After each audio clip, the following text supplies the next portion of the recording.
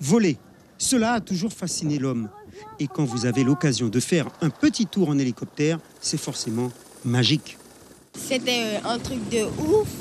Quand on était tout là-haut, on dirait qu'on volait par nos propres moyens. C'était hyper bien, surtout quand on penchait sur le côté parce que comme ça on voyait bien dessous et en plus ça faisait un peu peur, du coup c'était drôle.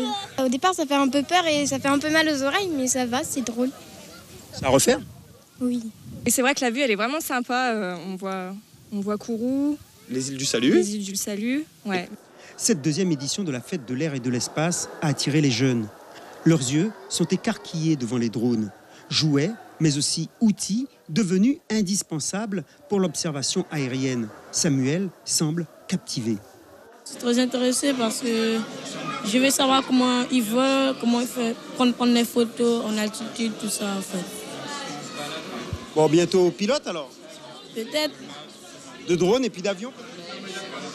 plutôt d'avion. Organisée par le club d'aéromodélisme de Guyane, cette manifestation devrait susciter de plus en plus de vocations et devenir pérenne pour peu qu'un jour, elle soit à proximité d'une piste permettant des évolutions d'aéronefs. Ça peut être une bonne opportunité d'avoir un grand centre technologique et scientifique à côté d'une piste qui peut permettre de créer ponctuellement un événement. Mais ça, je crois que ça passe par un circuit de décision. Il va falloir analyser et puis ça prendra un certain temps pour pouvoir le faire.